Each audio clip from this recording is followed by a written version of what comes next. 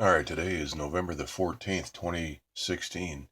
We're looking at the northeast Pacific water vapor loop, and we can see we've got the jet stream flow moving right into Oregon and part of California and Washington. We can see that. There's also a disruption right here. There's a transmitter breaking up the moisture here. It's evaporating the moisture. We've got a storm right up here, which is I think 972 millibar. There's actually two lows spinning.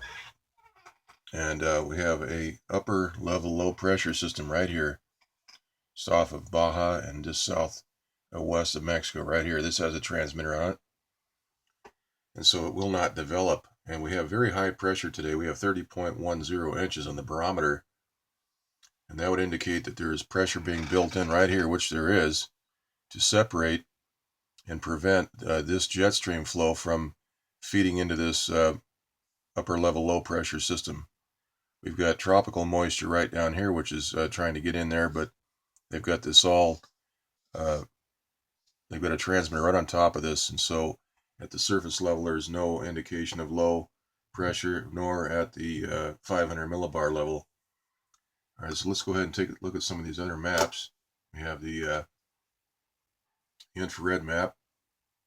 See, there's really nothing here showing up on the map where this upper level low is. We have a sort of a semicircle right here, which indicates the boundary of the RF energy, which is preventing any development of that upper level low. And we have a tropical storm here. Let's go take a look at the hurricane map right now. National Hurricane Center. This is a tropical depression, Tina, with 35 mile per hour winds. Now they're indicating this system is moving north, or rather west, northwest at 7 miles per hour. But if we look at the other maps here, let's take a look at the East Pacific map, the water vapor map. We can see that there's an outline. This is a transmitter right here at semicircular indent in the side of this storm, this little tropical depression right here. Now, this is a 7 1/2 hour loop that we're looking at. Each frame is a 1/2 hour snapshot. And we can see that over the entire loop, this area does not move at all. That transmitter remains parked right on top of that developing system. So this storm is not going to develop, even though they're indicating it's moving to the west-northwest, which it is not. It's not moving anywhere, according to the map. And the reason for that is because this is an upper level low right here. We can see that there's some counterclockwise rotate, excuse me, some sort of rotation here trying to develop. So they've got this parked here, but yet we do see the moisture moving into this region, this area. And we can see the outline, right, sort of the boundary where this transmitter is dealing with this system right here. So let's look at the visible light map. We can see the same indent right there throughout that entire 7 1/2 hour loop. All right, now here's the western U.S. water vapor loop. We can see the jet stream flow into Oregon, and part of that upper level low sitting right here. So it's moving west, actually. And we've got these two upper level lows. These are storms right here. These are, that's a large system. This is developed, generating 26-foot swells out here in the North Pacific.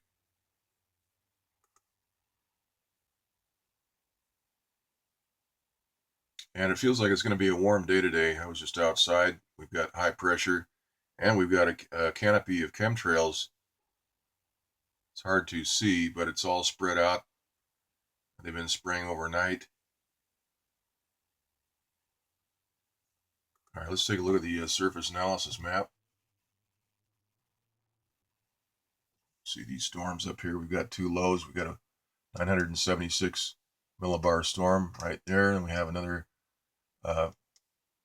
exact same pressure right next to it. This one here is going to move to the east. The other one's going to move up to the north. So we've got a gale here and a storm over here. And we have a low pressure system right down here, which is indicated to move to the northeast. And of course, that high pressure is right down here and right behind this cold front. And these will just follow this cold front along.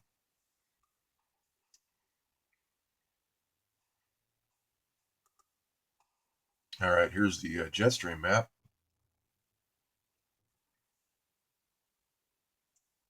And we can see the flow right into Oregon and Washington.